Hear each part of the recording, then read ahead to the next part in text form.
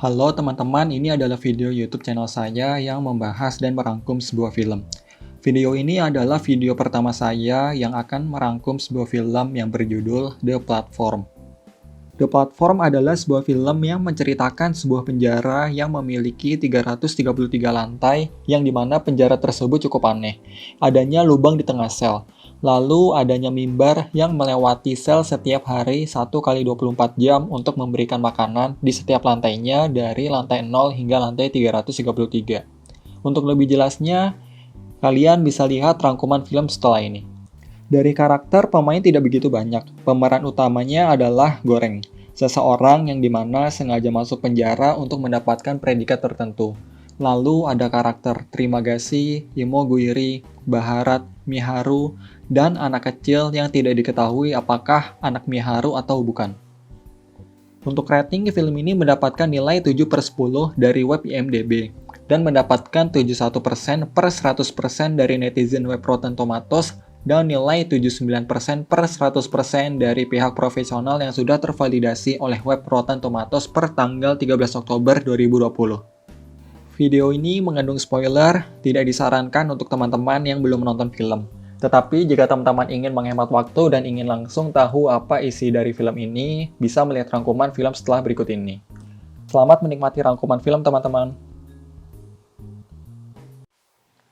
Film diawali dengan seseorang kepala dapur yang mengecek setiap makanan yang diolah di sebuah dapur yang tidak diketahui apakah itu restoran, hotel, atau lainnya. There are three kinds of people. The ones above, the ones below, and the ones who fall. Ada 3 jenis orang, yang di atas, yang di bawah, dan yang jatuh. Bangunlah seseorang yang bernama Goreng, berada di sebuah sel yang kurang lebih berukuran 10 kali 10 meter. Ia bersama seseorang bernama Trimagasi. Uniknya, sel tersebut memiliki lubang di tengahnya. Trimagasi mengatakan mereka berada di lantai 48 dari banyaknya lantai di penjara tersebut. Untuk makan, mereka mendapatkannya dari sebuah mimbar yang datang dari lantai atas, lalu berhenti di lantai mereka. Hanya diberi sedikit waktu untuk menyantap makanan. Semakin lantai berada di paling bawah, makanan hanya tersisa sedikit, atau mungkin saja habis. Begitu juga sebaliknya. Dengan sistem penjara tersebut, mereka akan di-rolling entah menuju ke lantai yang lebih atas dari 48 atau di bawahnya. Hal tersebut dilakukan setiap 1 bulan sekali. Lampu menjadi hijau yang tandanya makanan tiba di lantai mereka. Trimagasi sangat memanfaatkan waktu untuk menyantap makanan. Makanan tersebut adalah sisa dari lantai sebelumnya. Sungguh beruntung bagi seseorang yang berada di lantai 1 karena dapat menyantap makanan baru. Mimbar makanan pertama kali datang, Goreng tidak makan karena ia tidak lapar dan terus mengulik informasi tentang penjara ke Trimagasi. Ada peraturan bahwa makanan itu cuma untuk mereka selagi mimbarnya ada di lantai mereka. Jika membawa makanan, suhu di sel tersebut dapat naik atau turun yang dapat membuat mereka tidak nyaman. Goreng diwawancarai oleh seseorang, mengatakan bahwa Goreng hanya boleh membawa 1 barang untuk menuju ke dalam sel. Goreng memilih membawa 1 buku. Goreng bercerita kepada Trimagasi bahwa ia masuk penjara karena kemauannya sendiri ingin mendapatkan diploma terakreditasi. Mereka berdua tidur. Lampu pun menjadi merah. Pada malam hari, mimbar dari lantai bawah menuju ke paling atas dengan cepat. Keesokan harinya, Goreng pun lagi-lagi tidak makan. Trimagasi baru bercerita bahwa ia masuk sel karena ia melempar TV dari rumahnya keluar jendela dan mengenai seseorang. Trimagasi diberi pilihan masuk rumah sakit jiwa atau penjara. Trimagasi memilih penjara, tetapi tidak ditawari diploma terakreditasi. Trimagasi bercerita bahwa setahu ia penjara tersebut memiliki lebih dari 132 lantai karena ia pernah di sana dan melihat ke bawah. Mirisnya di lantai tersebut, makanan pun tak sampai.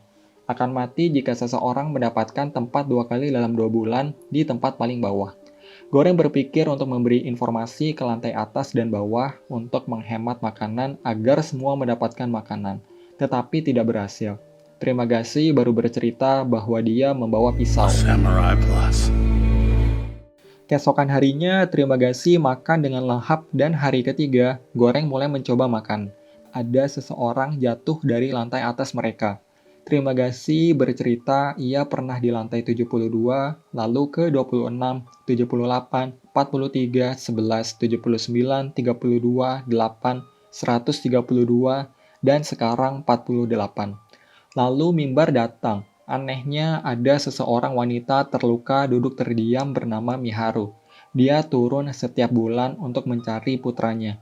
Trimagasi bercerita bahwa Miharu pernah membunuh teman satu penjaranya karena dengan itu dapat memperbesar peluang untuk menemukan putranya. Mayat yang jatuh tadi mungkin adalah seseorang yang dibunuh Miharu. Mimbar bergerak menuju lantai bawah. Miharu ditarik oleh dua orang entah karena apa. Miharu selamat dan kembali duduk di mimbar menuju ke lantai bawah. Hari-hari pun berlalu.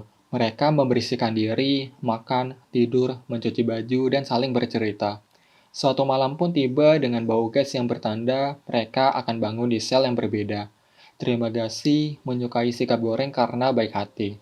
Waktu Trimagasi tinggal 2 bulan lagi untuk keluar dari penjara. Goreng bangun tidur dengan mulut dan badan terikat oleh Trimagasi. Mereka bersama-sama kembali di sel di lantai 171. Terdengar jeritan dan jatuhnya mayat dari lantai atas. Trimagasi sudah lebih lama di penjara, maka dari itu strateginya adalah membunuh Goreng untuk dijadikan makanan. Karena tak mungkin mendapatkan makanan di lantai 171. Dan terbukti, mimbar datang dan tidak ada sedikit pun makanan. Goreng terus membujuk agar Trimagasi tidak membunuhnya. Trimagasi tidak membunuhnya dan menjalani hari-hari dengan aktivitas kesehariannya. Tetapi Goreng tetap terikat di kasurnya. Trimagasi akhirnya memutuskan untuk memakan dagingnya Goreng. Beruntung, Miharu datang melalui mimbar, langsung menolong Goreng dengan menusuk Trimagasi. Goreng dibebaskan, diberi pisau, dan langsung mengeksekusi Trimagasi. Kemudian, Miharu memakan dagingnya Trimagasi dan menawarkannya ke Goreng. Goreng melahap, tetapi memuntahkannya. Goreng bertanya, siapa nama putra Miharu tetapi tidak dijawab. Miharu melanjutkan perjalanannya ke bawah untuk mencari putranya. Kepala dapur melihat ke sebuah puding, lalu memarahi staf-stafnya entah karena apa. Sepertinya karena terdapat rambut pada puding. Scene ini tidak menjelaskan informasi begitu jelas. Goreng berhalusinasi dicium-cium oleh wanita tetapi ternyata hanya anjing yang menjilatnya. Ternyata Goreng bangun di lantai 33, yakni cukup berada di atas untuk mendapatkan makanan. Dan bersama seorang wanita bernama Imoguiri dan anjingnya bernama Ramses II. Scene berpindah.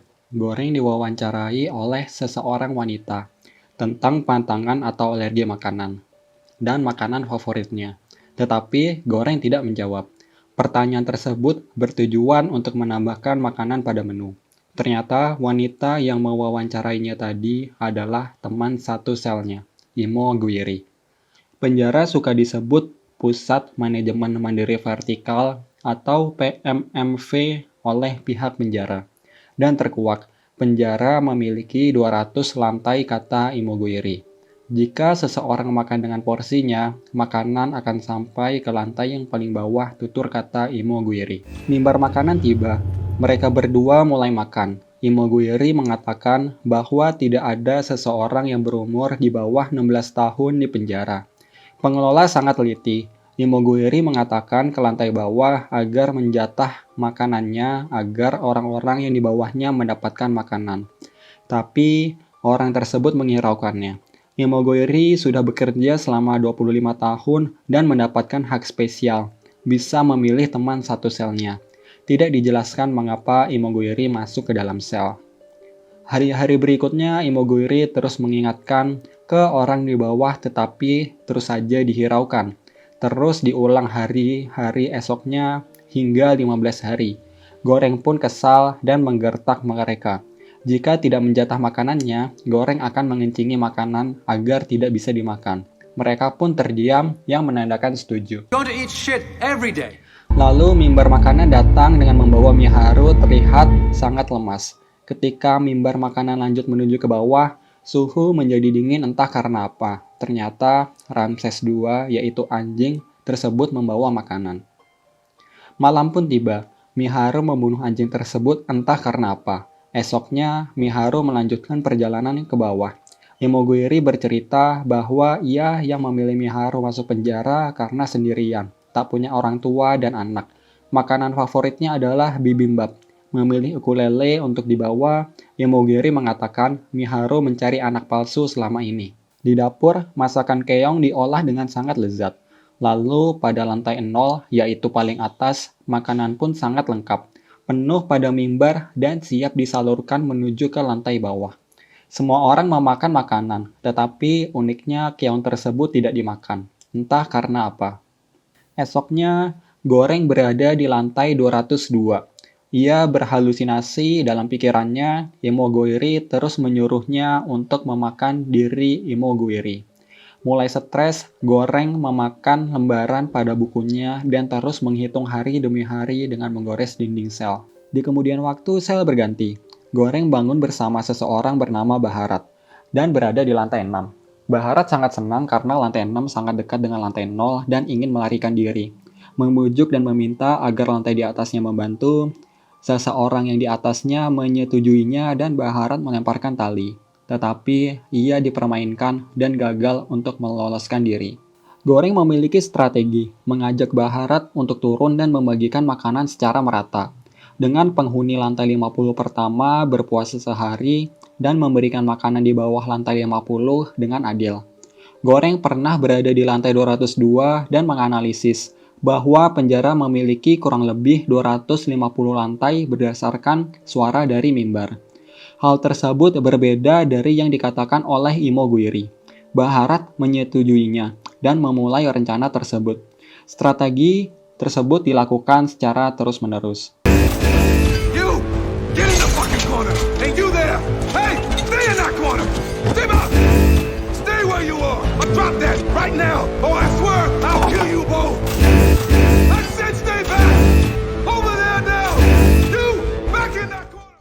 Berhenti di suatu lantai, seseorang yang bijak mengatakan untuk memberikan pesan ke lantai 0 dengan simbol. Membutuhkan satu hidangan yang indah dan lezat.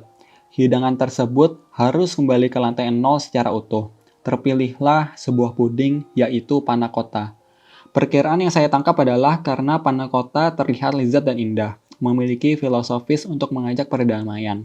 Tidak dijelaskan secara jelas terkait hal tersebut, mengapa panna cotta dipilih. Sampai di lantai tertentu dan terlihat adanya mayat tergeletak. Menduga-duga pasti olahnya Miharu. Terus menemukan mayat di lantai seterusnya, tiba di lantai di mana Miharu dibunuh oleh seorang laki-laki.